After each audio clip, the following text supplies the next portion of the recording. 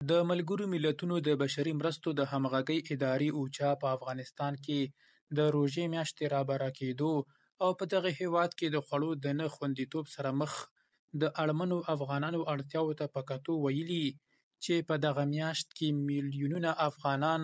پر دې نه پوهیږي چې بل ځل ته به خواړه له کوم ځایه ترلاسه کړي.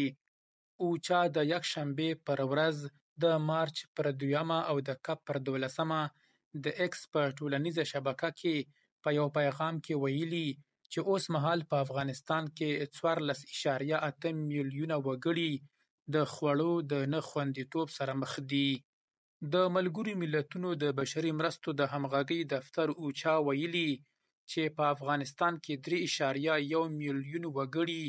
د خوړو د نه خوندیتوب په بیړني حالت کې قرار لري.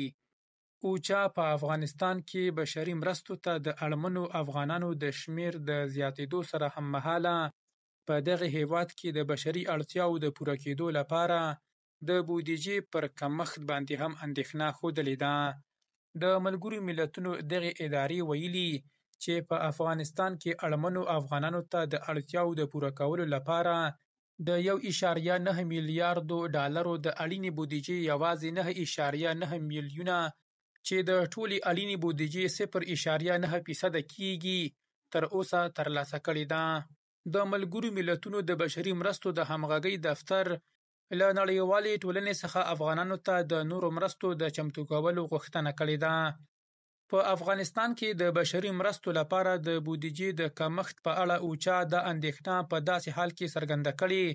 چې د دې دمخه د سره صلیب نړیوالې کمیټې هم په افغانستان کې د بشري بحران په پراخېدو اندېښنه ښودلې وه او له دغه هیواد سره یې د بشري مرستو د دوام غوښتنه کړې وه.